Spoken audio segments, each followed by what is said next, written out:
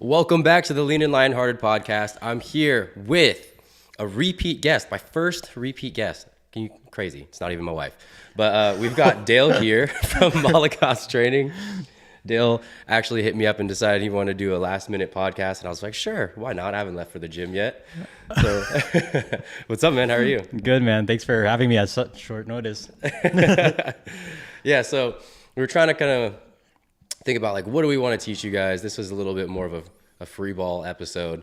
But there are some things that I wanted to talk to you about just because if you don't follow me on Instagram, then you wouldn't know that I'm having a baby. Hey.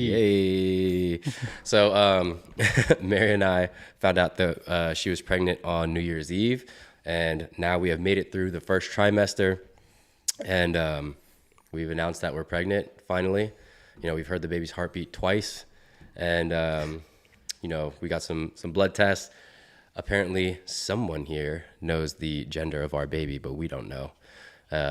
But the gender reveal is next week. But anyways, back to Dale. Yeah, man. So I know that you had a kid obviously last year. Like, what has that transition been like for you, like as a whole, and then also in terms of your fitness?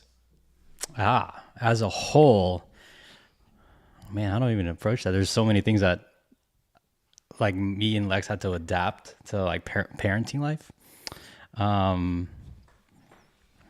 So, I mean, I guess, is it like what everyone says, you know, the second you see your baby, you're like, wow, my life changed forever. Like, I've never loved anything more. Was it like that for you? I'll describe my, my experience. It's like you see your baby and it's the strangest feeling because like it's like, imagine if like you meet someone in person and like you immediately love that person, but you don't know anything about them. But it's just like immediate love. It's just, I'm very confident you're going to understand that when you.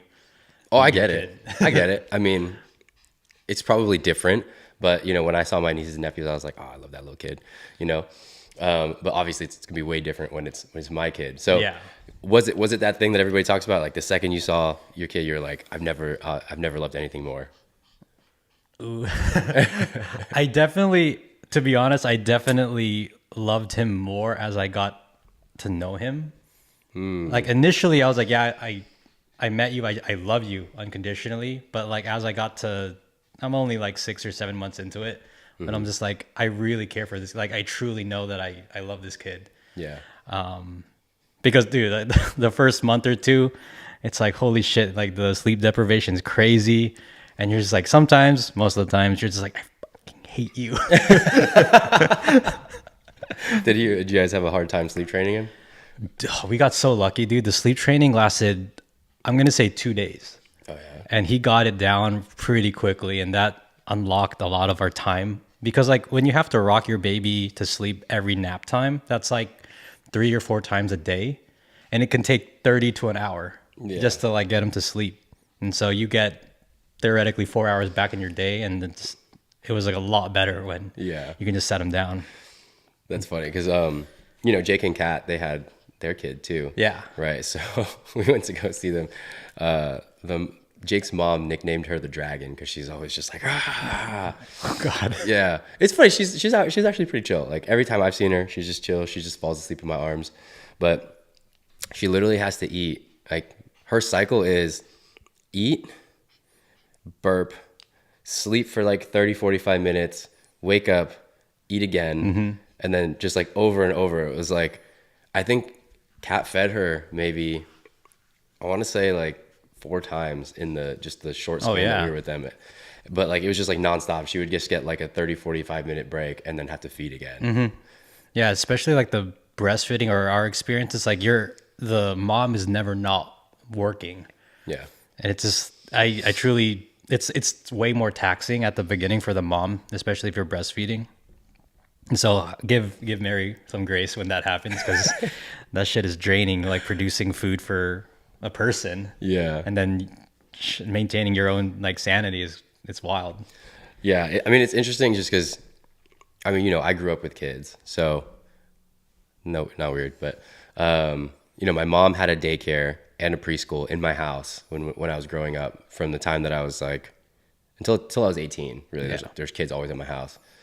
And then when I was 5 years old, my first niece was born. And then like every 2 or 3 years after that, it was like another one. But I don't think any of them exclusively breastfed, so none of them were like that.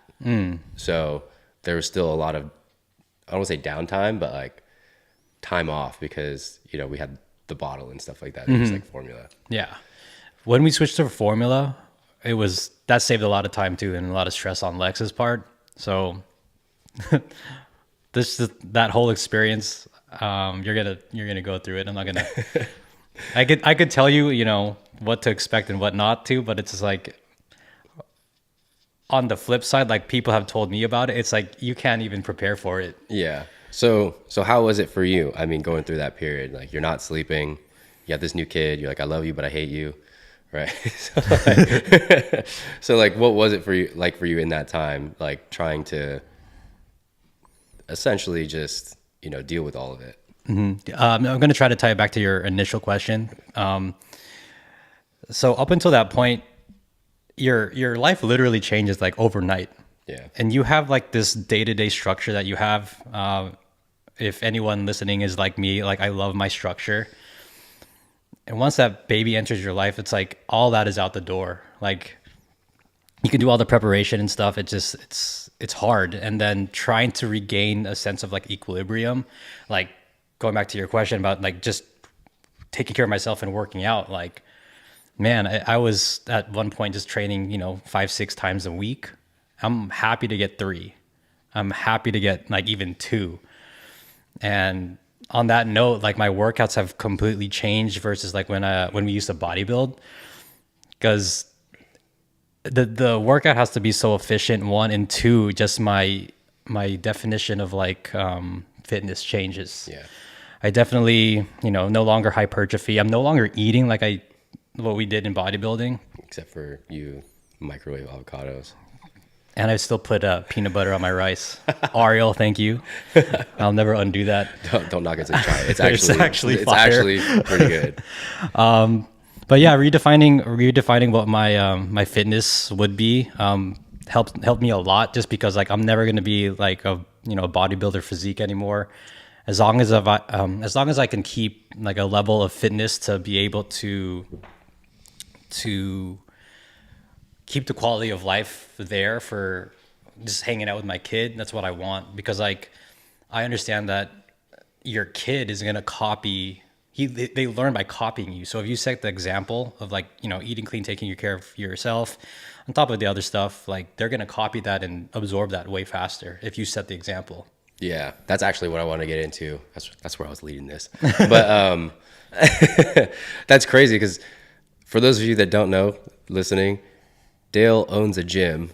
He lives in the gym, 2/3 of his day. Yeah. And he works out 2 or 3 times a week, which is nuts. Yeah. So, I mean, how do you fit them in? Is it like, do you schedule out of time, or are you like, I need to handle business first, or my son first, then business, and then I'll just squeeze it in when I can? Or it definitely evolved into something now, because I think right now my schedule is like pretty set. And I'm going to say this, like setting boundaries for yourself, it almost has to be black and white. So to answer your question, I schedule time for my workouts. Typically Tuesday and Friday, I schedule at least an hour. And then like Wednesday, like right now, I have some leeway to, do some stuff for myself, take care of errands, or even like get my 3rd workout in. I'll try to work out with Lex on the weekend just because we have time together. But you have to refine like that structure that works for you, to include like family time, you time, because like if you don't take care of yourself, it's that I keep thinking about it. It's like, how when you go to an airport or you're on a flight, they say put your mask on before you help your kid. That for whatever reason is like ingrained in me. Like you have to help yourself before you can help your kid. Yeah. Because like if it's the other way around, then the family's gonna fail, because like the 2 adults are just like hanging on by a thread. Yeah. And so that's funny, because that's one of the biggest, I don't want to say excuses, but Dude. it's one of the things that a lot of parents say, especially moms, right? A lot of moms have that mom guilt of, I don't want to spend time away from my kids because I went to the gym because I need to spend time with my kids.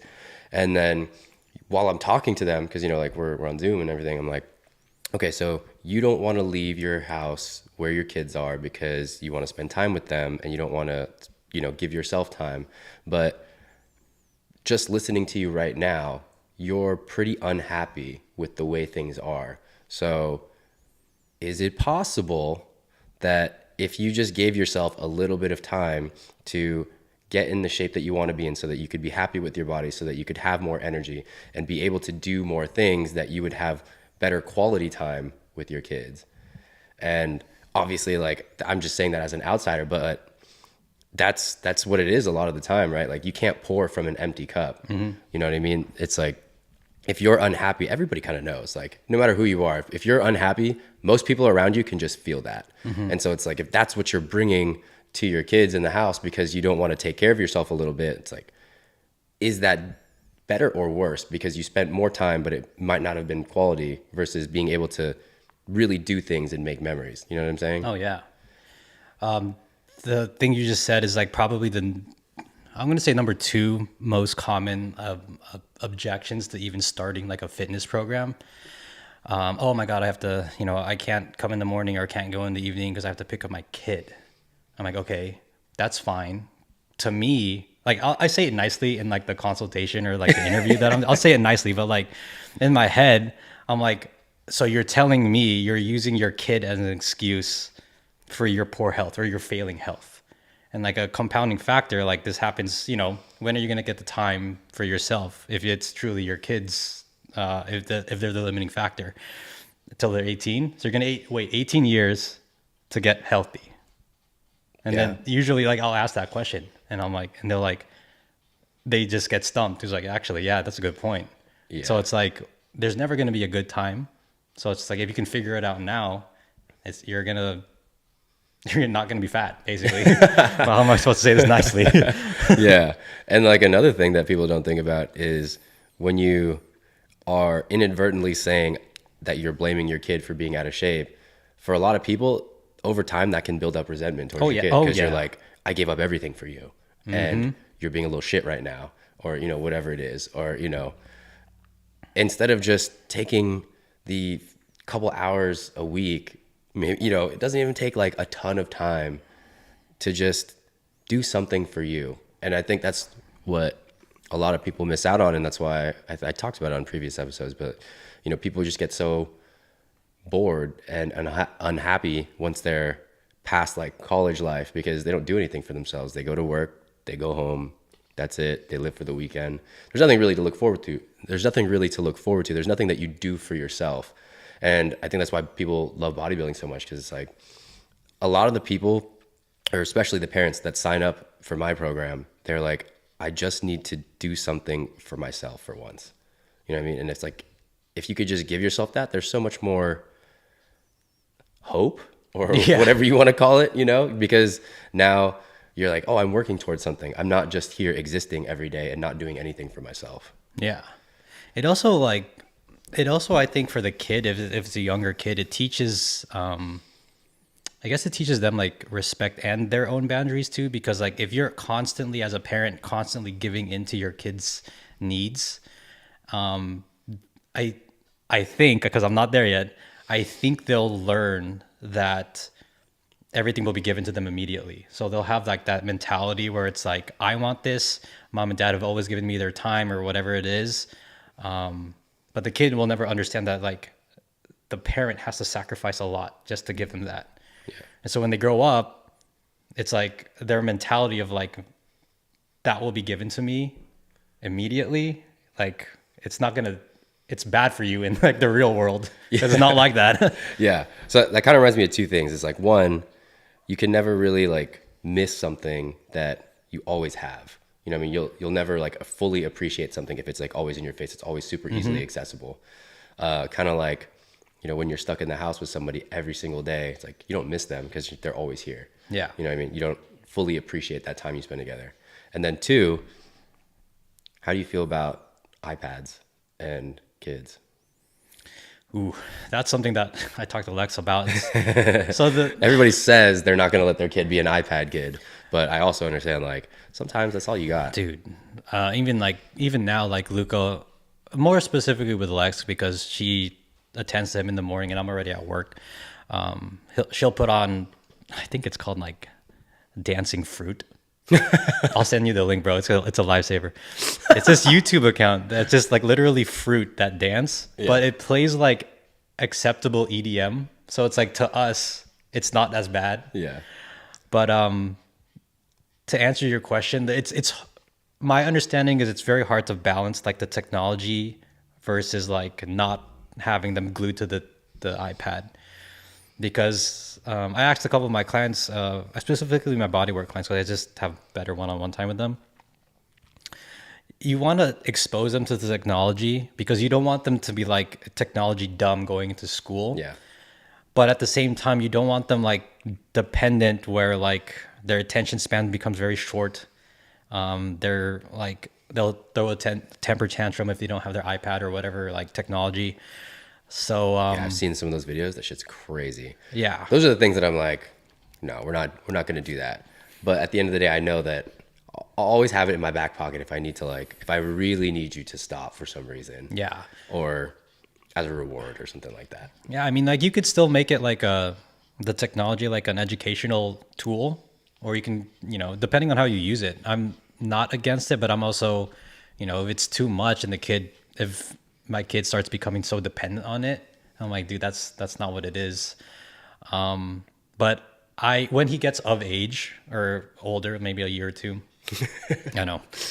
I definitely want to make the effort to play with him outside, because like growing up, that's what I did. Like my dad he bought me a bike. He taught me how to like ride a bicycle. He'd just be outside. You're gonna develop way better motor skills that way. Like I definitely want my kid to try sports. We'll get into that. Yeah, I definitely want him to try sports. Just because like other thing too, like when you go to school, it's like you don't want to be the last kid picked in dodgeball. That's traumatizing. But yeah, to me, there's just got to be a balance. Yeah. So what kids do you want, what sports do you want your kid to try? Oof. Definitely. So I'm going to assume soccer. Yeah, because Lex was a soccer star growing up. I definitely want him to try like a throwing sport like baseball. I don't think my kid's going to be tall, so basketball and football are out of the question. I told Lex straight up, I'm like, there's no future. Like, I'm 5'7". At best, he'll be 5'9". That's funny. He's in swimming classes now. I saw that. Yeah. Yeah, he was spazzing out on that little he loves it, dude. He loves it. I do think that, like, being in the water for babies helps them develop motor skills because they're just lighter. Yeah.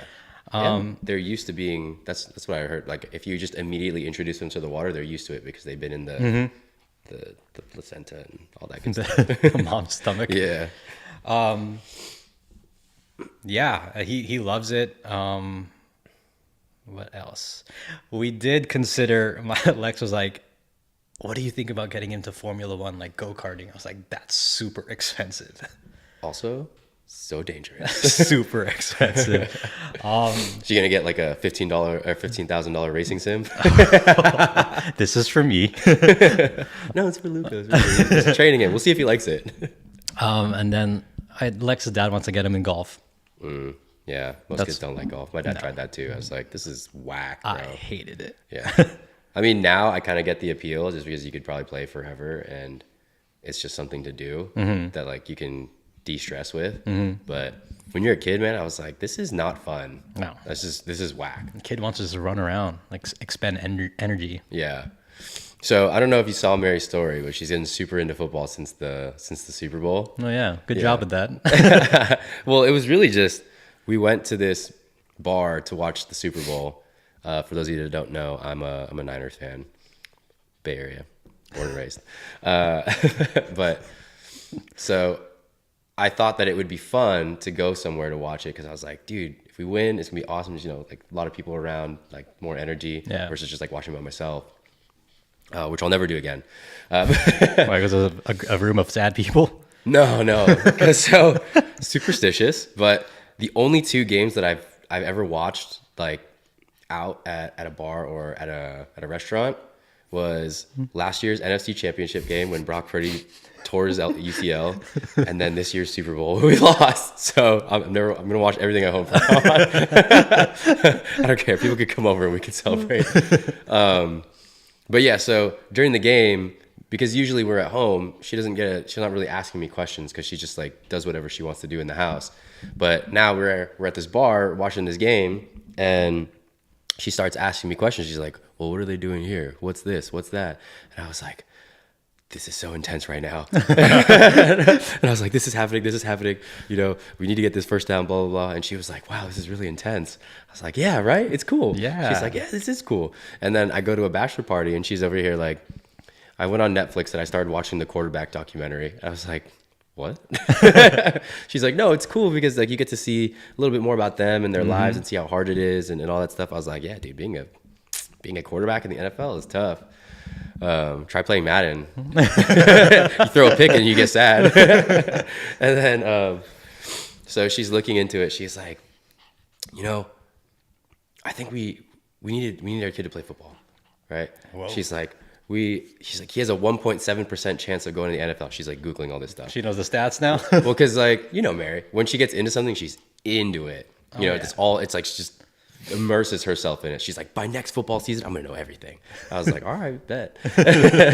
But she's like, he has, oh yeah, well, plot twist. I think we're gonna have a boy, so she thinks we're having a boy too. Buddha also said that we're having a boy. When she went to temple for Lunar New Year. You said it was ambiguous. It was ambiguous, but that's how her mom translated it. Because like the fortune that she got, it said something like, don't doubt me. And then also something, precious child. But it was like it's like a poem or like a parable or whatever. Yeah. And so we're not really sure how to translate it. She translated it on Google Translate. So it just came out as precious child, but we're not sure if that was like, you know, maybe like masculine precious child or something like that. Or if precious child is like how you would actually say boy, versus like my sweet daughter. I don't know, my sweet child or, you know, something like that. So we're not really sure, but so far we think it's going to be a boy. And so she's like, oh, we got to get him to the league, right? And she's like, I'm looking up the percentages of going D1, D2, D3. Oh my God. She's like, what position can our kid play? And I was like, well, I'm 5'9", so he ain't gonna be that tall. I was like, so he's definitely not gonna be quarterback. I was like, he'd probably play like running back, or if he's quick and has hands, he could play slot, or if he just can't catch, then he's probably gonna have to play defense and play safety. And she's like, okay, we could do that. And then to make it funnier, I was at jury duty right last week, and long story short, it was about this kid that played football, or, you know, I'm not gonna tell you about the case, that's illegal. But basically, hot topics: football, modern day, right? So like, what do you know about modern day? That's one of the schools you want to go to, high schools that you want to go to if you want to basically produce a football pro. Yeah. Modern day. What is the other one? Servite. Okay, yeah. So like that's like the Bay Area is like De La Salle. Mm-hmm. So I told Mary about it. I was just like, oh, they were talking about modern day, and she was like, oh yeah. A couple like days later, how much do you think it is to get into modern day? How much do you think tuition is? Oh, it's expensive. Because she asked me about modern day. I was like, I don't know a ton about modern day. I just know that they're a really, really good football program, right? And then I was like, they have a pretty high percentage of going somewhere. And then she was like, what do you think tuition is? I was like, I don't know, dude, like $20K. Googled it. I was like, walking the dogs, $20K. I was like, I don't know. She's like, you think we should do it? I was like, maybe. I don't know. There's good public schools. He could be the star on the public school team. I don't know. But yeah, so like ever since then, and this might set us totally up for disappointment. Not disappointment, but just like, oh my God. Like when we have the gender reveal, it's like, oh my God, it's a girl not playing football. But now I'm over here thinking about changing my style of training because, you know, coming out of bodybuilding, it was like, what am I going to do? What am I going to do? You know, you don't eat the same way. You're not as strong. the pumps are not as good. When you look in the mirror, you're like, nah, it's not that great. And I was like, man, but if I want him to be really, really good at football, my theory or my hypothesis going into it is that I can't force him to do football.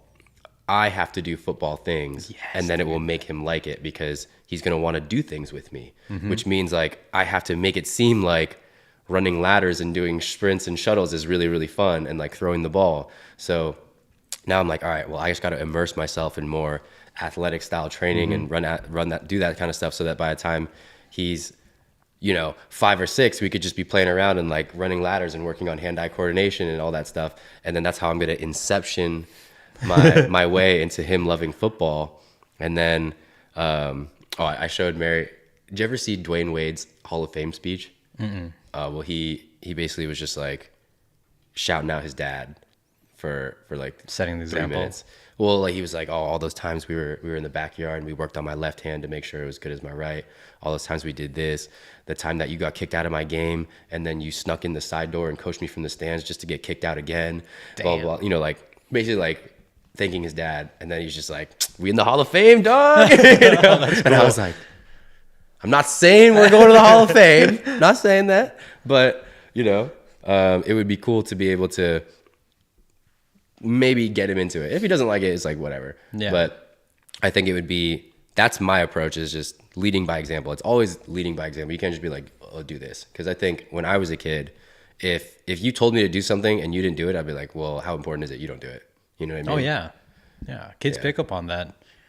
Yeah, like Mary saw this video yesterday. It was this baby. It was, Leanne V, the Vine girl. Oh yeah. Yeah. So Mary saw her mom because like she just had a kid, and then so they were doing like, I didn't know that she was Filipino. I thought she was like Vietnamese. I didn't know that. Yeah.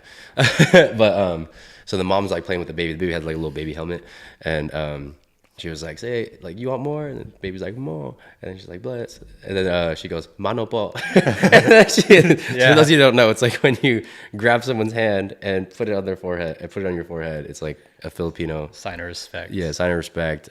But I told her, I was like, I don't do that shit. Just not that Filipino. Yeah. Well, just and I didn't like when my parents, we were at this, they only asked me to do it one time. And it was really to just show off to their friends. You know what I mean? Dude. And I didn't like that. Cause I'm American, basically, I'm like Filipino, but like, I'm pretty American culturally. And I just didn't like, I just don't like when people tell you to do something that that they don't do. Right. And so, not that they don't do it, but it's not a normal. Yeah. So they just asked me to do it, and they're like, and I was just sitting there saying like, what is that? And they were like, do this. And then they were doing like, the old Asian, they were like, they're like laughing at and shit. And I was like, this is dumb. I was just like, don't pretend like we do this, like just to impress your friends. I was like, I hate when people do that. Yeah. And then someone was like, when I posted that clip of Dwight Howard coaching his son, a couple months ago, right? Yeah. Everyone in the comments was like, nah, I see that kid cry, I'm gonna make him do more. I see him do this, I'm gonna make him do more. Nah, he can't cry like that. He's being soft. He's this, he's that. And they're basically going off on this 10-year-old kid for crying because, he was putting him through some sprints, on a bike. And to me, it's like, all right, but how many of you that said that are fucking fat? How many of you would have done that bike session, that cardio session? How many of you would have sprinted just because, someone's yelling at you? Like, you don't do it for yourself now. How are you going to call out a kid for being soft because you don't even do that? Yeah. That's fucking dumb. You know what I mean? So yeah, it's very easy for someone to just say stuff like that. Yeah. Because they don't do it, so they have no idea how hard it is. Yeah, but I think, people just have these expectations of people for things that they don't do themselves, like it's easy for me to say, get more sleep if you have a kid, but I don't have a kid yet. So like, why the fuck would I know? Right? Like, I don't know how many times my kid's going to wake up in the middle of the night, or like, how my schedule's going to be. Or like, if you're the random fat guy at work, don't be giving your coworker who is dieting advice and be like, oh, that's a dumb way to diet. Like, you're not fucking dieting. You're fat, man. Shut up. That's stupid. Going to that sleep thing though, like, Dude, I was just at Undescribable. This flashback. It's like you cannot plan for. This is what I'm gonna try to say. You cannot plan for like the sleepless nights. Yeah. I already know I'm gonna be fucked. But I never made that an excuse to not show up for my clients. Facts. Cause like there will be like I don't even think any of like if you guys even listen to this now you're gonna know the first 3 months like me and Lex got minimal sleep. Yeah. And to put into context, I wake up at 4 to get to the gym by 6 before 6. I don't think I missed a day.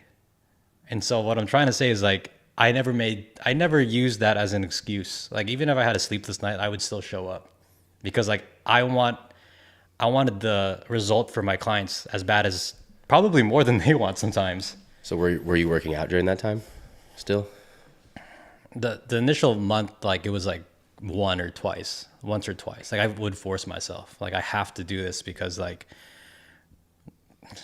I hated feeling weak. Like even like in the first couple of weeks of Luca being born, it's just like, dude, I need to. Maybe it's because like my body's used to moving. Mm-hmm. It's just like when I don't move, it's like my back hurts. It's like fuck, I need body work. I'm not gonna do this myself. So it's I try to prioritize that, and like I tell Lex to like sometimes she'll be like, oh, I'll get on a Peloton. That's cool, but like you still need to strength train. So I would be like, I'll watch Luca go to the gym and like get your 30-45 minute workout in. Like it's gonna pay dividends later. Yeah. So what do you think? I mean, do you think you had that? I don't want to call it discipline. You know, it's responsibility though. But the your clients thing, right? That's more of just your responsibility as a business kind of owner, right? Yeah, that's a good point. Like, it is my job to show up. Like you would show up for your job, but I could have easily called my clients off or asked one of my trainers to like cover for me. I could have easily done that, but I didn't. So what do you think it is that made you kind of not do that? Like, was it you just being stubborn and saying I don't need help, or was it just having that, or just having that kind of no, they need me and this is what they paid me for and I'm gonna do it, or you know, like what do you think it was? I think it's a little bit of both. I was pretty stubborn to let go of the structure that I had. Yeah. And two, to be honest, there was like because Lex and thankfully her mom was there helping. There wasn't much for me to do because at the time she was breastfeeding. I remember. Remember what? You were just like, there's not much for me to do, so I'm just gonna go to the gym and work. Yeah, like I don't say that to be like selfish for my time, but realistically, like I could at home I could have like did laundry or whatever, like pick up other responsibilities, but realistically, like I was more use at the gym, putting food on the table or whatever it is, rather than stay at home. Yeah. And that's another thing is like managing the expectation of like my wife was like, you want me here or you want me at the gym? Because like I can help you here, but at the same time, who's gonna like, I'm still in the process of like getting my gym up and running where it can be like self-sustaining. So I told her like, I have to put in the man hours now. So like down the road, I can probably take off more time. Yeah. So. Okay. And then as far as your training, like when did it start picking back up? When I got more sleep. I just had better rest, man. And it's just like I had more energy. I could definitely, I just had more energy. Like I was just more alert. I don't know, man. Like, do you remember what it felt like on peak week when you'd be low carbs? Like, I'll never forget it. It's like that every day. Oh, I believe it. It's like that every day. I believe it. And it's like compounding because like you keep getting less and less sleep. It's like that compounding effect, which is basically what prep is like. Yeah. In the beginning, you're like, I get a little bit less food. Then you get less food and more cardio. And then you're like. For 3 months. Yeah. All right. After the interruption by my dogs, a message from your sponsors. If you're fat and out of shape and you want to get in the best shape of your life and you're tired of looking in the mirror and saying, wow, this ain't it, you can sign up for my program and we'll make sure that you're not fat. And the next time you look in the mirror, you're going to be like, damn, I look fucking good. My workouts got better after getting more sleep, I did hire 2 new trainers, so that kind of like helped me alleviate some of my bandwidth, which until they stopped. But I got Hey, shut up. And start that sentence over. So I hired 2 new people at the beginning of the year, which helped a lot with my bandwidth and just accommodating more trainers or more clients. So that helped a lot. And then yeah, I noticed even this past month, I have more time and bandwidth. And I also like restructured my schedule just to be a little bit more optimized. But so how often are you training now? Like for sure, I'm getting 3. Like this week, I'm doing 4. Like I feel great about that. And it's not like, man, I remember when I used to train, it's like an hour and a half. Yeah. Hour and a half. Like I'm good with like a 45 to an hour, like just super efficient. Yeah. Same. Yeah. I just don't want to, I don't want to hurt like my knees. I don't want my knees to hurt. I feel like I have like not a meniscus, like a tendon issue on my left for whatever reason. Like patella tendonitis? No. It's just like sometimes like it'll buckle. And like my sister told me that, and then turns out she had a torn ACL. She didn't even know. So I'm like, I don't think it's torn, but it definitely feels uneven sometimes, or uneasy sometimes. That's not good. So I've just been doing a lot of like lateral movements and stuff like that. But yeah. Do you still train with Chris? No. Okay. That's more of like a time Every once in thing. a while. Yeah. That's basically where I was at. I mean, not the dad part, but coming out of bodybuilding, it's like your body's had enough, right? Like it's tired. You're trying to get smaller. Your recovery's not as good. I was training like 3 times.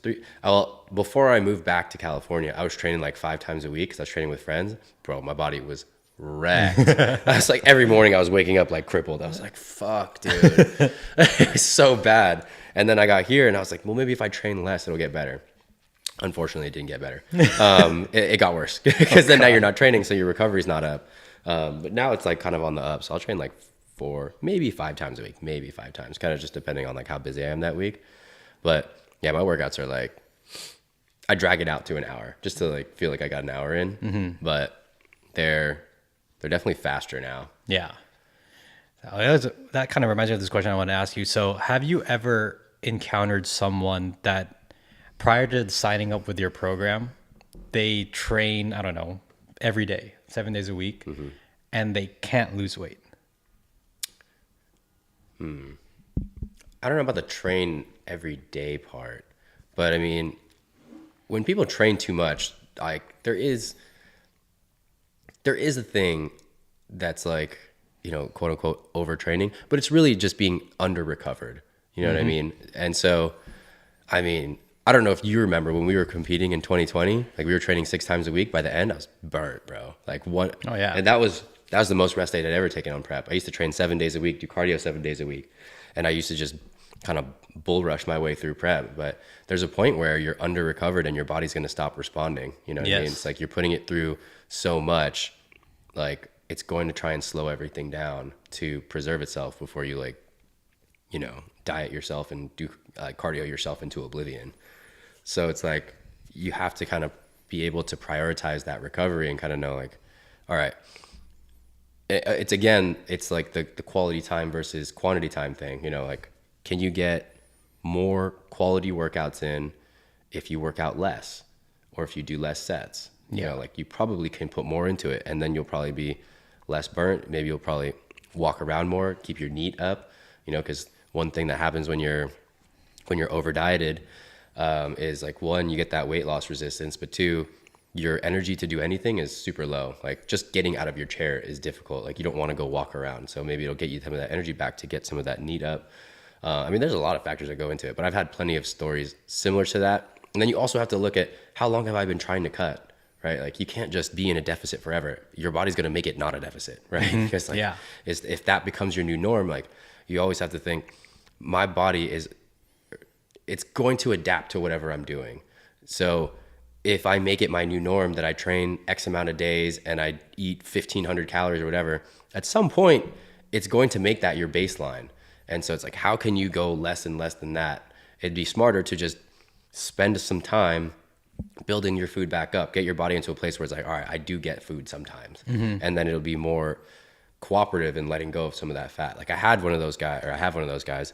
He came to me, he's like, I work with the previous coach, and he like never really did anything or changed anything and blah, blah, blah. And I was like, okay, that sucks. So I gave him his initial diet, which was like more food than he had been eating. But it was kind of like when he first told me about what happened, it was kind of unclear because he said, I was working with this guy for a long time, and then I fell off my diet because I had finals and stuff, and then I've been off since then. And it turns out that was only like a 2-week period or 3-week period that he was off his diet, and then he went back onto it. He just wasn't working with that guy anymore. And I was like, okay, so how long were you on that diet for? And how long were you like really, really following it? He's like, I don't know, like a year, 10 months. I was like, so you've been basically eating like 1,700 calories and doing, 30, 40, 50, 60 minutes of cardio since then. He's like, yeah. I was like, all right, well, we need to take a step back and drop your cardio down, build your food back up. So now he's on 2,900 calories. There you go. Yeah. And he's only gained like 1.5 pounds, maybe. Right. Yeah. So he went from super low, like, to a lot of food. And now like his body's gonna be more cooperative because it's like, all right, I am getting food. I can let some of this go. I can keep my energy up and not try and adapt to this super, super low output. Yeah. I think the thing you said about like the deficit resistance, the more recent of the clients that I've been working with is they can't seem to get that out of their mind, where it's like, I'm in a deficit, I'm doing all this extra cardio. Well, I tell them to kind of limit the workout or the calories burning, but I can see that they're getting resistance to the deficit. And it's so hard for them when I tell them to like, let's bump your food up for the week or a couple of days. It's so hard for them to let that go because they think they're going to get fat. Yeah. And I'm like, all right, by definition, you have to be in a huge surplus to even gain 1 pound of fat. So I honestly, like when I hear coaches, especially people like you build people's food up because like the goal is you want to be able to eat more and not gain.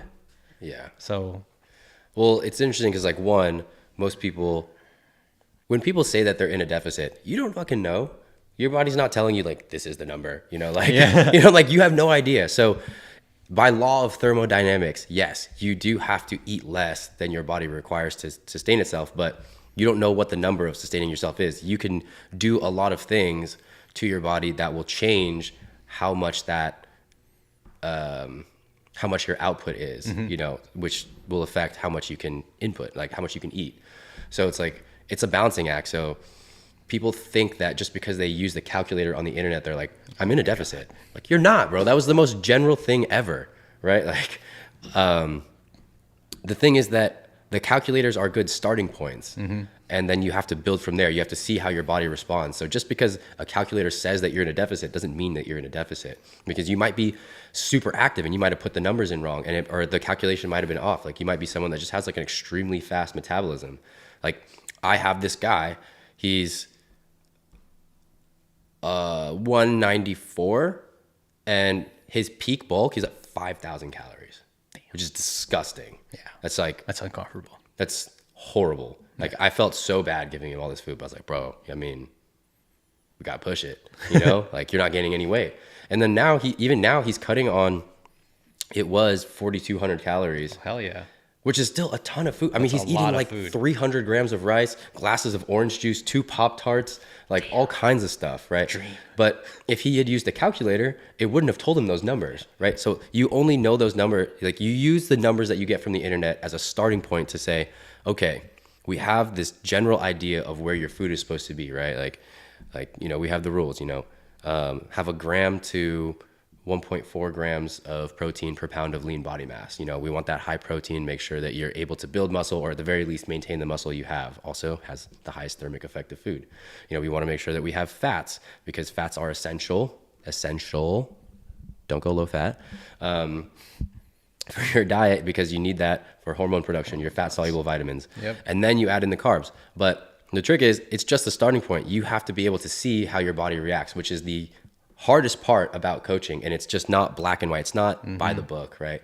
Everyone thinks, oh, well, if I eat 2,100 calories and then I take away 100 calories, I should be in this much more of a deficit. Like, it doesn't really work like that. Everything kind of ebbs and flows. Like, your output will change. Maybe your input changes because you're inaccurate, or because you ate fucking ribeye, and not every ribeye has the same amount of fat. I mean, just look at Wagyu versus that choice cut that you get at the store. Like, there's way more fat there. Yeah. You know what I mean? And so it's just being able to look at people and kind of understand, like, what am I seeing really? And like, it's something that you almost can't explain. Like, I'm sure you understand, right? Billy and I talked about this when we did the podcast episode a few episodes ago, right? Like, being able to understand biofeedback, you can't explain it. You can't learn it in a book. It just comes from reps and reps and reps of looking at people, looking at that damn graph, knowing that if I make this choice, sometimes I see people, well, they go off their diet and they eat this much, and then all of a sudden we see a weight drop. That lets me know we're in a deficit. You're just holding water as we're losing fat, and we're going to see a big drop at some point. Like, different things like that, stuff that you would never know. Yeah. Like, the scale just doesn't go down every day because you're like eating less. And sometimes it takes the experience to know that you have to wait it out to see that big drop. Yeah. Dude, this is what you're speaking about. And then I listened on a little bit of your podcast with Billy. Like, you cannot quantify this knowledge when you like sign up for a coach. Yeah. It's so hard to explain. It's like, you really have to understand like how in depth like you, Billy, go into like trying to get the weight loss or even like weight gain. Like, you guys are understanding of all of that. It's like, you can't just be like calories in, calories out. It's like, that's not even like half of it. Yeah. There's so many other things. Like you said, like hormone balance. Like, yeah, people cut fat just because if there's no fat, I won't gain fat. It doesn't work like that. Definitely doesn't work like that. Oh my God. Yeah. It's like the same thing with like body work, right? Like, how can you quantify what you know? People just say, can you fix me or not? Which is like, the funniest thing is that I was saying this on the last podcast, right? Like, I saw a post from Lane Norton, and he said, it sucks that on the internet, the people that get the biggest followings are the ones that are most full of shit, or they just say things with confidence to make you believe them. Because when people say stuff with confidence, like, you believe them. You know what I mean? Like, I could just sit here and be like, dude, having twins. I'm not having twins.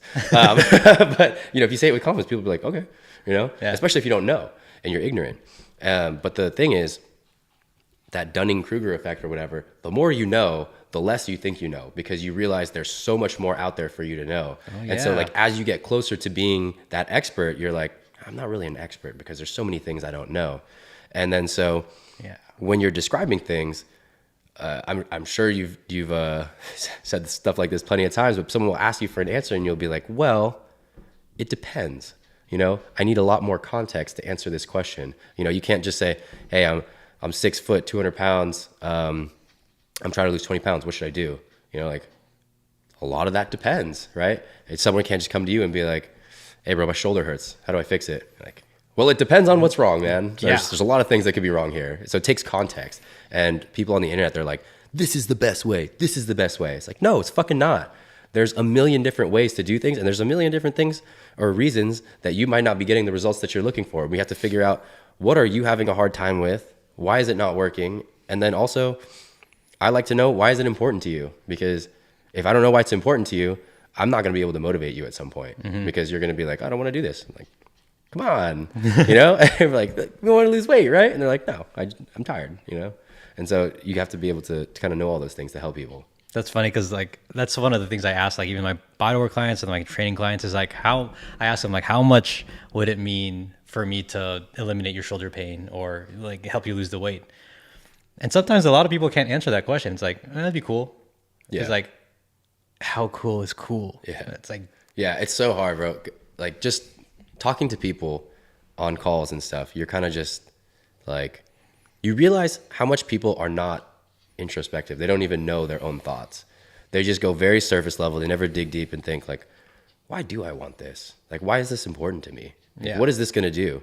And the fact that you don't know why it's important is probably why it's not important enough for you to change. You know, because if you're just like, I just want to lose weight. Why? I don't know. It'd probably be cool. then as soon as it gets hard, you're like, nah, fuck that. I don't want to do that. Dude, yes. That's something like talking to my business coaches, like that was one of the main things is exactly what you said. If they're not initially motivated to do what they want to do, it's like, how am I going to help them do that? Yeah. Like I just had a call with a guy last week and I was like, well, what's going to change about your life if we do this? Right. He's like, I don't know, nothing really. Probably feel a little bit better about myself. I was like, okay, so is feeling better about yourself, like, is that I don't feel good about myself right now, or is that I just feel a little bit better about myself? He's like, I just feel a little bit better about myself. Nothing's wrong. Nothing would change really. I was like, so it's really not that important to you? He's like, I mean, it is. Obviously he didn't sign up because like, I was just like, this really isn't that important to you, And if you can't figure out why it's important to you, how would I know? Yeah. How could I help you? Well, I was just going to ask that. So if someone tells you you're having a consultation with this person and you find out that they're not, I guess, as motivated as you think they should, do you help them find the purpose, or do you just kind of just like, okay, this is not going to work out like right off the bat? Yeah, I'll try to help them find the purpose because like I understand that most people do not think about that kind of stuff. So you have to kind of dig a little bit deeper. And so one of the most common things on my call is like, damn, these are really deep questions. I'm like, well, yeah, man. I mean, we got to figure out what's going on. Yeah. Like, how can I just look at your stats and say, I know what you need? Like, what I tell everyone is like, I have to figure out what exactly are you struggling with, right? Because you could be the person that's a closet binger. Every night you go in the closet and you eat bowls of cereal or whatever the hell you do. Or you might be the mom that has a bunch of kids and there's Oreos in the pantry, and every time you walk by, you just like grab one or two, and it turns out to be 12 by the end of the day. Or maybe you just don't know how to plan to go to the grocery store and meal prep. Like, there's different reasons why you're having a hard time, and they're all skills. So like, we have to figure out those things, and then also figure out why it's important to you. So when you say, I want to get healthy, that's not a good enough answer. Like when I'm talking to people, like, when we're on a consultation, I'm like, so what do you want? They're like, I want to be healthy. What does that mean? I don't know. I'm like, describe it to me, like, think about it. Because also on top of the fact that I couldn't help you, even if I did help you, you might not be happy with what we do because you were thinking one thing and I was thinking something else. So it can't be vague like that. Yeah. You know what I mean? So it's like, I want to be healthy. What does that mean? Do you want to improve some health markers? Are you pre-diabetic? Do you have high cholesterol? Something like that. Or they're like, no, that's all cool. Well, I don't really get labs, so I don't really know. I want to lose some weight. It's like, well, how much weight do you want to lose? You want to lose 50 pounds? You want to lose 10 pounds? What would make you happy? And then it's like, you got to figure out what the hell's going to make you happy before I can do something to help you get there. Right. Because like, what if I make you lose 50 pounds? You're like, I only wanted to lose 20. You know what I mean? And I'm like, oh, well, my bad. You're too good at what you do. Yeah. It's like, oh, damn. Yeah, or the flip side, like what if like we lose 20 pounds and I'm like, that's awesome. And you're like, no, I wanted to lose 30. I'm like, okay, well, you're only 120 pounds. So there's not much left to lose. You'd be really small by then. Do you have trouble managing? Oh, I have two questions, but I'll start with this one. Do you have trouble managing expectations? That's something I try to nip in the butt like immediately, because I've found that is the thing that makes people the most unhappy. Dude. Like they come in, they're like, I want to lose 10 pounds a month. Are you 300 pounds? Like, you're probably not gonna do that. Just be honest. Yeah. Unless we do something super extreme. And if I did something super extreme, which I could, how many times have you tried that in the past and then you fell off, right? Yeah. So it's like, it's dumb. So managing expectations is big. It's always hard to word it really nicely.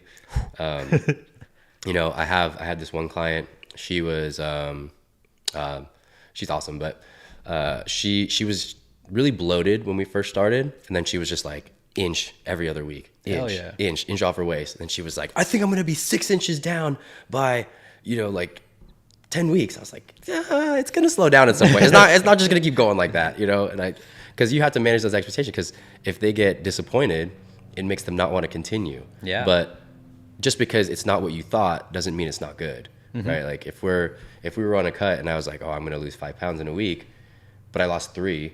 3's pretty fucking good. And if you lost 3 and you thought it wasn't good because you expected to lose 5 and then you quit, that's dumb, because you were on the right track. So like, managing expectations is hard. How do you deal with it?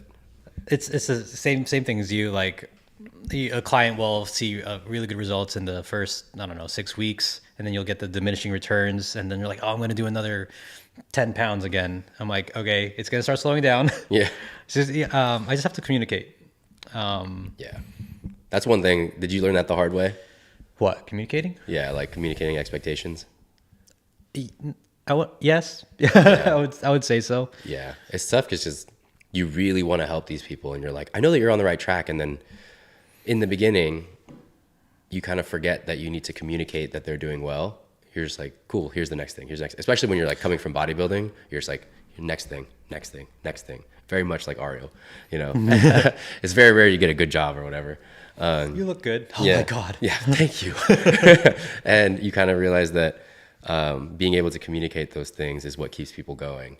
And it's tough because if you don't communicate them, like maybe 3 months down the line, they think, dude, do I even look good? Am I doing well? And you're like, wow, yeah, you're doing fine. I didn't say anything, right? I'll tell you if you're doing something wrong. They're like, okay, well, can you tell me if I'm doing something good? I'm like, oh, okay, my bad. That's me. I have this client, and I joke around with my clients about this. It's like, I gave her, positive reinforcements. Hey, you're doing a good job. You're tracking well. She did way better when I pulled back. On the positive reinforcement? Yeah. Yeah. Okay, yeah. So it's interesting because this is where it gets, to me, it's really interesting on like people's upbringing, how people respond to different, stimulus, negative or positive reinforcement.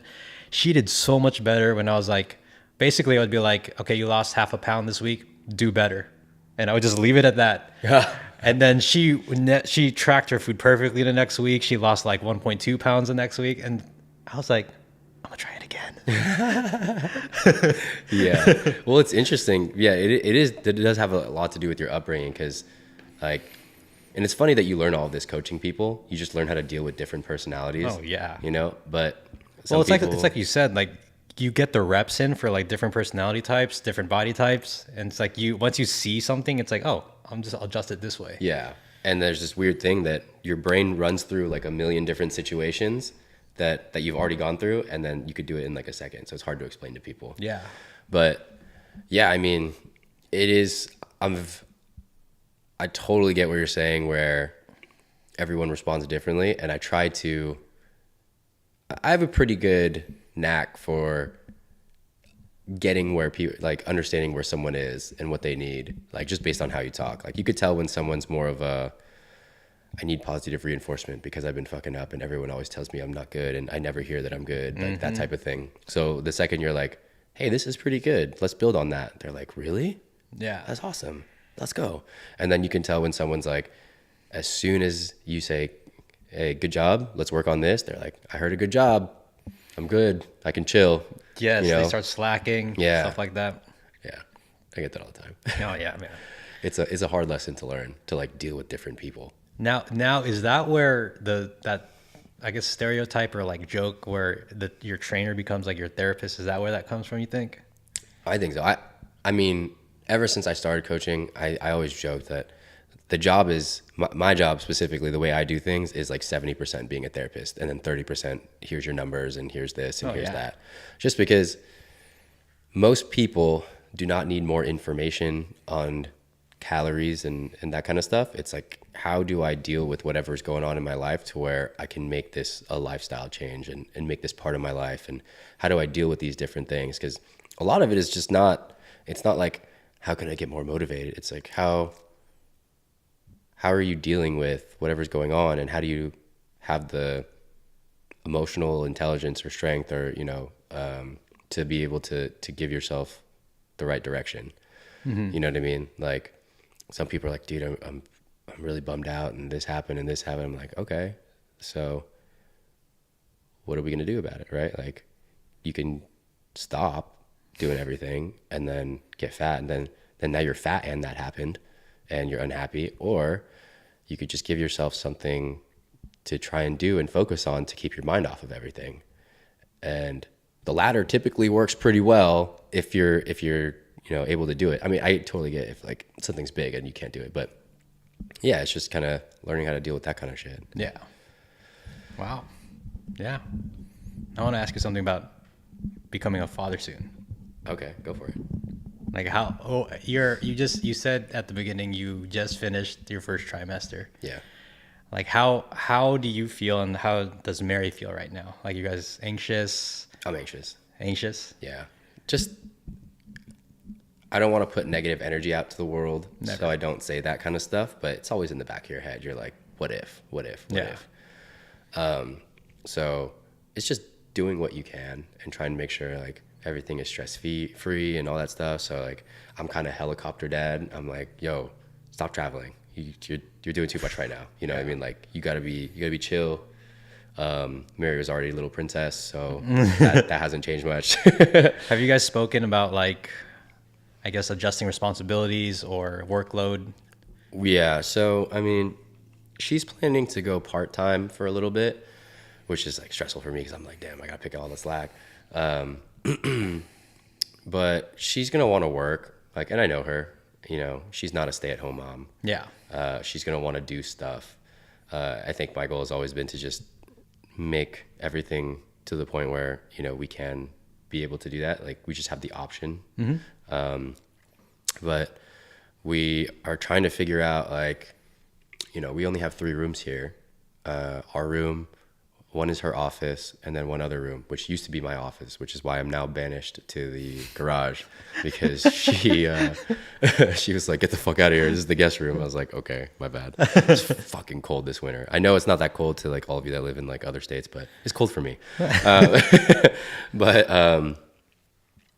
Yeah, I mean, we're trying to figure out like, all right, we're going to make that a nursery, right? Like where am I going to work? Where is she going to work? Are we going to have this, like, am I going to come back up and we're going to split an office? If we do split an office, how do we section off our time to where only one person is doing calls at a time? Because we don't want like 2 people talking in the background. That's annoying.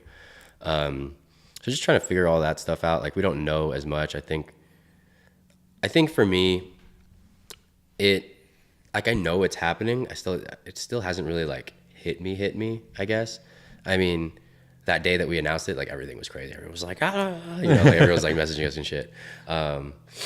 But outside of that, it's like life is pretty normal. Nothing has changed. I can't see it. I mean, her stomach's a little bigger. I've heard the heartbeat twice. Which super fast, huh? Yeah, it's like 150 beats per minute. I was like, damn, it's like me doing cardio. And baby's like as big as a lime now, like a little over 2 inches. Mode. Yeah. But it's like, it's so far away at the same time, September, right? Yeah, it feels so far away. And I don't think it'll hit me until we're like at the hospital and stuff. Do you know where you're delivering? What? Delivering? Where's she delivering the baby? FedEx. No, just kidding. Kaiser somewhere? Some Kaiser? Yeah, we don't really know. And then kind of leading back to the initial question you asked me, do you plan on keeping like a fitness schedule for yourself? I think I have to because it's my job. Including making videos and stuff like that. I think one thing that I think is cool that I've been able to do is I just drop real shit in my videos. Like it's more or less not contestable unless I'm like giving my opinion on like, keto and whatever. But also nobody on my page has really seen my body in the last forever. Unless it's on my story and I just show you for like a second. But outside of that, I'm not cooking with my shirt off. I'm not like doing all that stuff. I mean, I could. I mean, I'm in the middle of cut right now, so you might see that soon. But, no, I don't know. I mean, I think that has been cool to know that like I don't have to be some like crazy shredded dude. And I think that as I'm getting closer to fatherhood, I think my interests will change. I guess I always just have the idea that I should be doing whatever I tell other people to be doing, and that will connect us the most. And so at one point it was bodybuilding, like I could tell you to be a fucking amazing bodybuilder, because I was the most disciplined person around. It's not like I lost that knowledge, but it feels a little bit weirder now that I'm like less in that world. It feels less weird now because I'm working with more people that are competing, but now I'm like, all right, well, I'm going to be a dad. Well, let's see what it's like, right? Like, let's document that because I'm going to give you all the tips because I have the knowledge on what to do, but it's more about how do I apply this to my life? Like having less sleep? How do I fit this into my schedule when my baby's always crying and having the dad guilt? I will have the dad guilt for sure. Like, I was just talking to Jake went to go to the dark sport shoot, and he was like, dude, I'm missing it. Like, Audrey's like about to turn over for the first time, and I'm going to miss it. She can't do it. She has to wait, like stuff like that. And so I think that it'll be cool. Like, I might end up having like a segue towards like just working mostly with like an older demographic that has kids, and just being able to give my insights on that, because that's something that I actively do. Yeah. So I think that will keep me more in the gym than not. Nice. But then I think like cardio wise, I'll probably get like something for the house, so that I can bring that half hour back into the house. Or maybe I just like, do like hit the bag or something like that. It's cold in the garage though, so I just, it is what it is. But I think like just getting to the gym will not be too bad of a problem. Like, we'll figure it out, because at the end of the day, it is going to be one of my non-negotiables. Like, in the sense that like, it's something that I have to get done, not just for me, but also to lead the example for my clients. Like, I can't tell people I'm very, very against telling people to do things that I'm not willing to do myself. Yeah. So if I'm like telling my clients like, no, you still got to go to the gym, you got to do this, and I'm like, nah, I don't want to go to the gym, I'm just chilling, I'm tired, I didn't do this, do that, then, I personally think that makes me a shitty coach. That makes me like a fraud, So I say all this now, but when I'm not sleeping, I might be like, dude, fuck this. But I think that, that's my mindset kind of going into like that'll keep the importance on the gym. Yeah. But I'll probably have some quick workouts and then start doing like agility and stuff like that, so I can, teach him. Yeah. I'll be holding him up by the armpits and like, like we'll be doing ladders. Got to, bro. I forgot. So after I had my kid, I was able to relate to a lot of my clients that have kids. Yeah. Because a lot of the struggles they were talking about, like, oh, the kid ate macaroni and cheese, so everyone ate macaroni and cheese. And I was like, I could see that now. Yeah. I could definitely see that, because like, I could see it. I just reminded myself the first thing. So Lucas started eating foods, and basically the first thing we gave him was like cream of rice. I was like, dude, this is easy. I'll eat that all day. Yeah, cream of rice. Yeah, that was the first thing I gave my nephews when I was like watching them all the time. Yeah, it's like this child's like oatmeal basically. Yeah. That was like, I don't even have to heat it up. It's funny, he hates avocado. Really? My boy. Maybe you should try microwaving and see how he likes it. Okay, so this is a good question then. So like, in fatherhood, right? We're talking about, what if your kid, like if my kid's gonna eat this, everybody gotta eat this, right? So then where do you stand on what your kid wants to eat versus what is good, right? Like, are you gonna make them stuff, like how are you gonna balance that? How do you personally feel like you're gonna balance, like, because I don't know, you tell me, I'm not gonna say anything.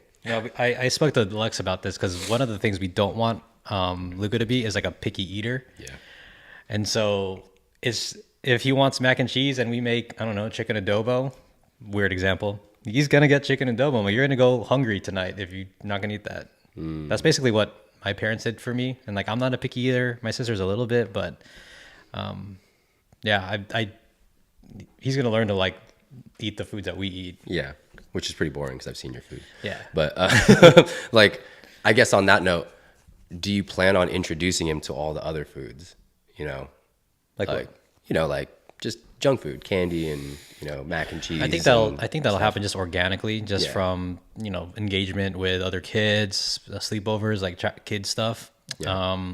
So what if they come back from that and they're like, I want this, and they're like, throwing a tantrum about it? I'd be like, oh man, I think that's where the parenting gets hard, because it's so easy to give them an iPad or just give them the mac and cheese to just appease them, but at the same time, like, I think the overlying thing is like, you got to teach them that like the world doesn't revolve around you or your wants.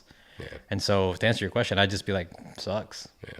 Also, just random, but I don't know about you, I don't actually eat mac and cheese like that. We're just using it as a really easy example. That was my example because one of my clients told me that earlier, and I was just like, you're out of my mind. Yeah. See, I think about that kind of stuff because I'm like, well, do I introduce them to that stuff? Because maybe if I don't introduce them to that stuff, then they'll never have the craving for it. But then once it's kind of like being the crazy, like helicopter dad that never lets you do anything. As soon as you get to do something, you become a drug addict and you're an addict and, you know, you're crazy. Yeah.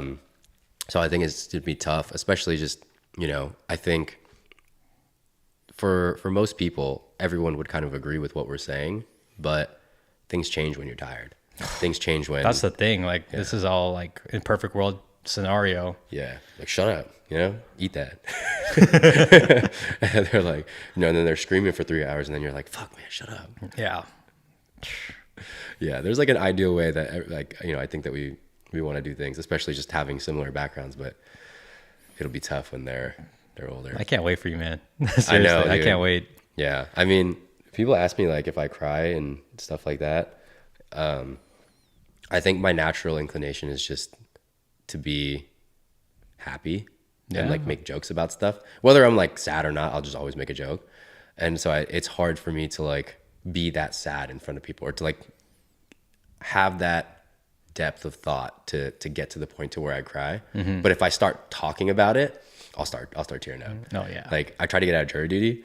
I mean, I was unfortunately not selected for jury duty, but yeah, you know, it was like the second day. I really didn't want to do it because they were like, it's going to be like 8 or 9 days in court. I was like, that's 2 whole weeks that I can't work because I'm here listening to you. Nah, bro, I don't want to do that. Anyways, the second day that I was at jury duty, Mary also had an appointment for like the end of her first trimester. And I didn't think anything of it, but I was just like, I thought I'd be excused by then. So I was like, hey, talking to the clerk, like, hey, I know that this is like random and I don't know how appropriate this is. Like, I didn't think that this was a good enough answer yesterday to say it was like enough to be excused. It's not like a hardship or anything. I was like, but my wife is pregnant and she has her ultrasound today at 1:20 and it was like 10:45. And I was like, I would really like to be there. And as I was saying it, I felt myself like about to cry. Not because I was like, oh, I really want to go, but it was just like, yeah, my wife's about to have an ultrasound. I thought that we were going to see the face, but we didn't see the face. But so that's why I was like, I want to see the face, you know. And I thought the appointment was going to be bigger than it was. It was. I mean, she walked in, they did the gel on her stomach, and then they were like, cool, everything's good. And then we left. I was like, But yeah, I don't know. Like when I talk about it, it's like, dude, so intense. Like, I mean, you know, we've been trying for 2 years.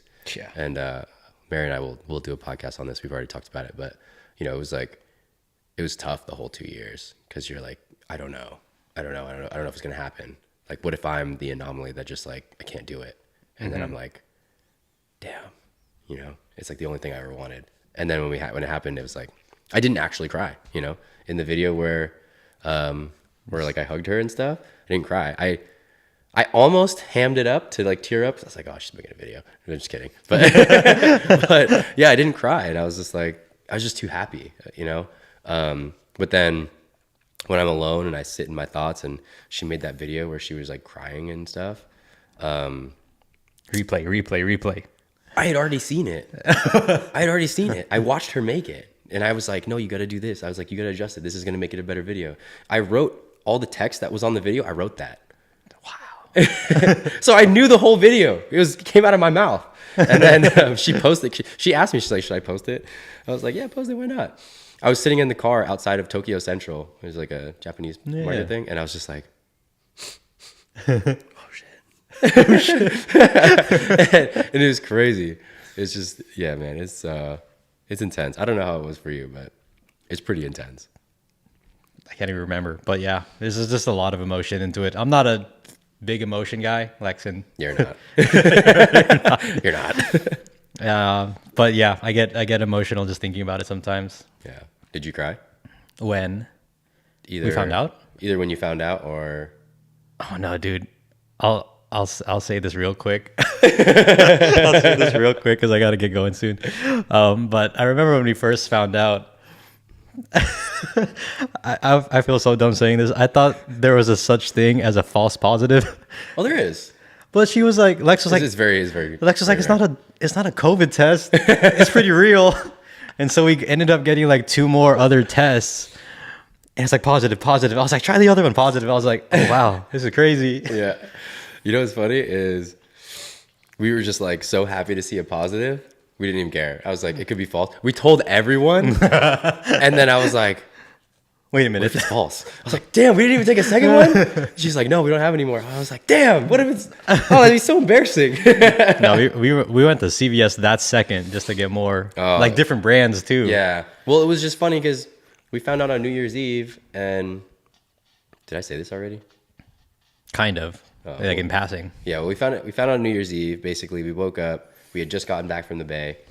I was supposed to do a call in the garage, and then they no-showed me for the consultation, and the Niners were playing. So I just sat there in the garage and watched the Niners play.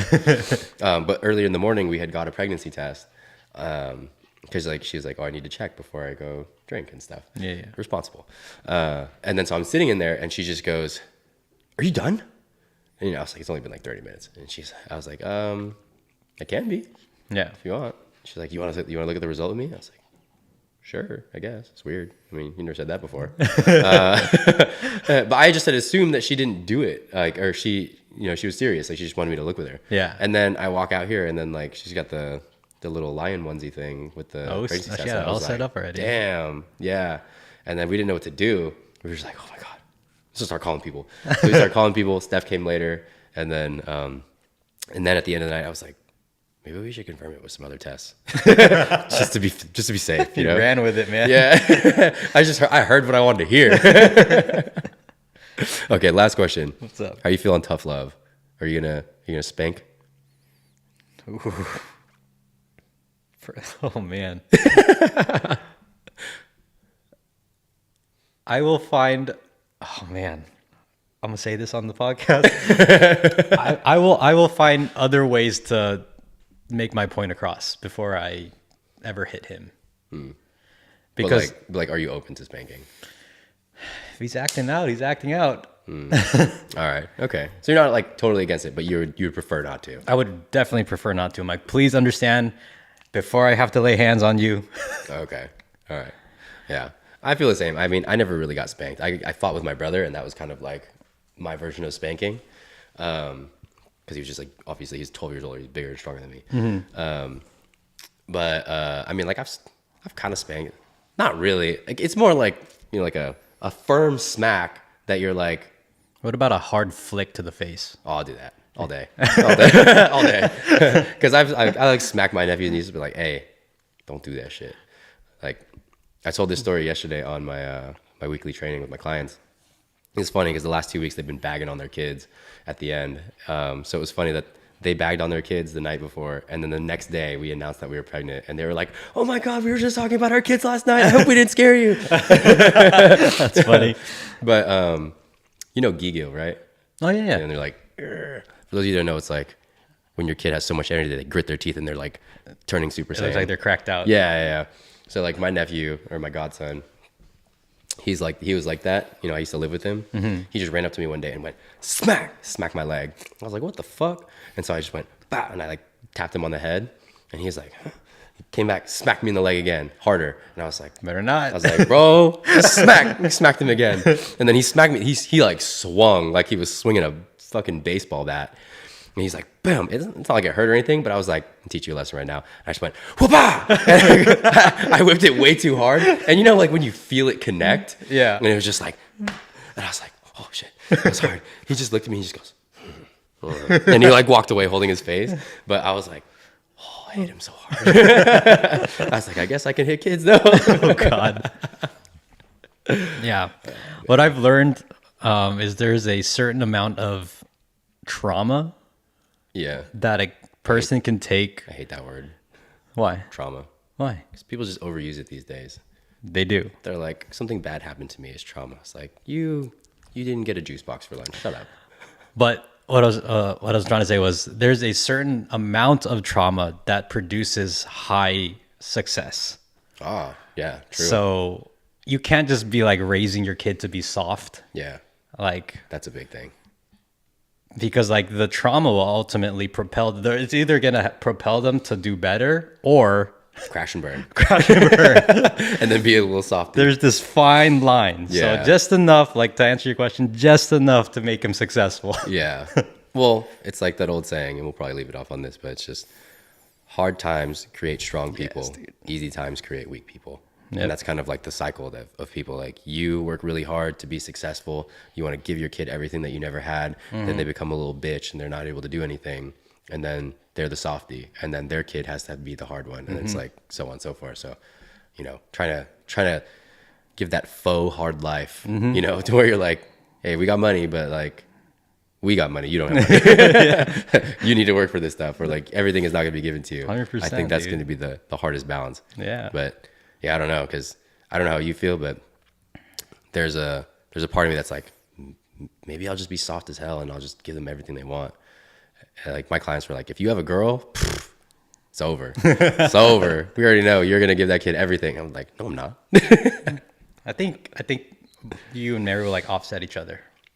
She's the spender. I'm not the spender. No, in the sense like if you're gonna be soft, she'll be a little bit more of the disciplinarian. Yeah. And then vice versa. Yeah. I always feel like I'm more like that, but it was also just it's my nieces and nephews. Yeah. So it's not my kid, even though I live with them and I basically raise them, you know. But yeah, I don't know. It's gonna be tough. It's gonna be a ride. You're gonna be a good dad, dude. Yeah, we're gonna do family vlogs. Oh, shit. I think it'd be cool because like, you know, as far as YouTube, you know, watching people work out at some point is like, there's a million people that you could watch work out, but you know, doing it as like coming up as a family and doing all these different things and finding different stuff that you could do together to make it interesting. Like maybe dinner, date night while you have the baby, like how could you do that? And you know, different stuff like that. I think that'll make it more interesting. And now that I don't compete, it's like, that's the story that I'm going to tell. Yeah. Yeah. But yeah, man, it's been fun. Yeah. Thanks again for having me on such short notice. Yeah. Do you have any last words for everyone? No, that's pretty much it. All right. You can find him at Dorito Dale on Instagram. You could find his it's Dorito Dale. No, Dorito Dale on Instagram. And then YouTube is SoCal Fitness and Bodywork. And he's famous there. Just hit 75K. Ooh. Play button incoming. Yeah. We'll see you guys next time.